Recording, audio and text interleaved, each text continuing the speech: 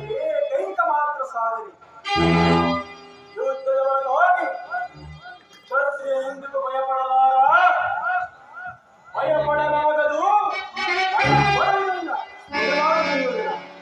ನಿನ್ನ ಅಭಿಷ್ಟವಿದ್ದವೇ ಆದರೆ ಅಗತ್ಯವಾಗಿ ಅದೇ ಒಂದು.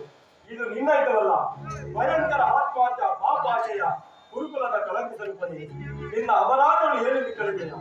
ನಿನ್ನ ಅಪರಾಧಗಳು ಅಗಣ್ಯ ರಾಜಿಸುವುದರಲ್ಲಿ ಪಾಂಡವರ ಸಂಪತ್ತು ನೋಡಿ ಗುರುತಿದ ನೀನು ಈ ಶಕುನ ಸಭೆಗೆ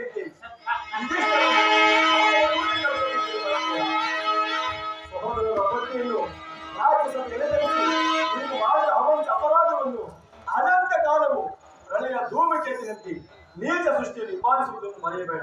ಸ್ನೇಹಶೀಲರು ಆತ್ಮೀಯ ಬಂಧುಗಳಲ್ಲಿ ಜಗನ್ಯವಾದ ರಾಕ್ಷಸಿಯ ವೃತ್ತಿಯನ್ನು ತೋರಿದೆ. ಮಾರಣಾವತಾರದ ಹರಿಯನ ಮನೆ, ಏಕಚಕ್ರದಲ್ಲಿ ಕುಂತಿಗಾದ ಭಂಗ, ವಿಷಪ್ರಸನ್ನ, ಸರ್ಪ ಬಂಧನ ಇವೆಲ್ಲವನ್ನು ಮರೆತೀಯ.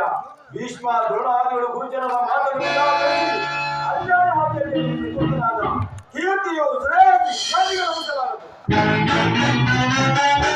ಕೀರ್ತಿ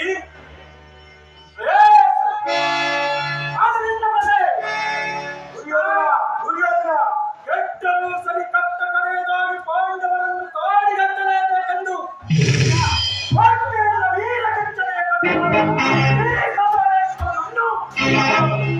ಒಂದು ಮಯಸಭೆಯಲ್ಲಿ